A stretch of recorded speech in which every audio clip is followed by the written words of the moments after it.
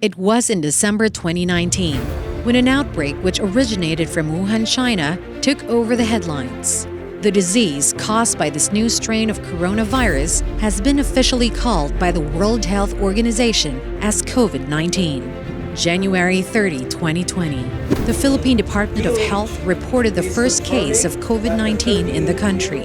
And just this March 7, the first local transmission of COVID-19 was confirmed. To further prevent the spread of the virus, the Philippine government came up with a national strategy against the COVID-19 pandemic, the DITR operational methodology. DITR stands for the 4 phases of the operational methodology: detect, isolate, treat, and reintegrate.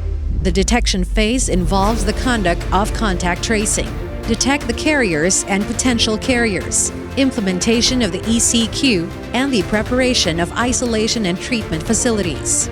The second phase is the isolation of carriers. That involves the relocation of COVID-19 to designated treatment and isolation facilities, as well as the gradual downgrading of ECQ to home quarantine or HQ.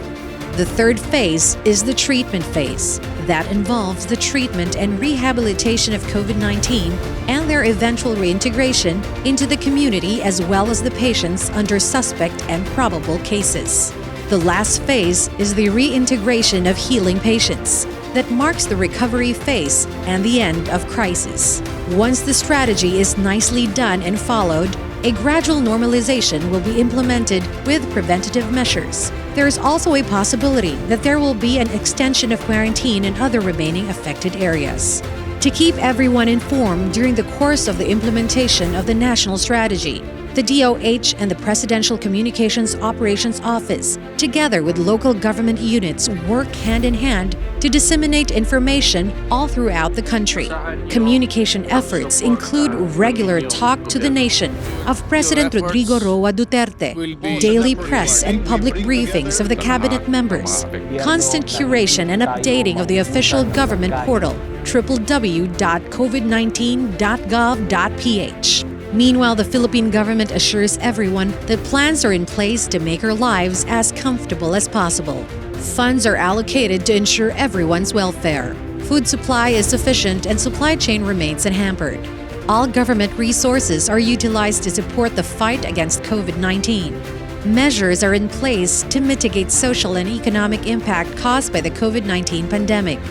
Hospitals and pharmacies, groceries, wet markets, banks, water and electricity, internet, telcos, and other essential services continue to operate. Nurses, doctors, police officers, and the armed forces, barangay officials, and other frontliners are equipped with protective gear. Contact tracing is intensified by using all platforms, such as mobile applications, hotlines, and barangay centers. There is no cure yet. Thus, we are facing a new norm that focuses on social distancing, proper hygiene etiquette, and the discipline to be part of the solution to mitigate the effects of this global pandemic. The government's action plan is anchored on a whole of nation and a whole of community approach. This means everyone from all walks of life, Luzon, Visayas, and Mindanao, is part of this fight. We dig deeper into our Filipino values of resilience and faith to hope for the best, of strength and compassion to prepare for the worst, that together, as one nation, we heal as one.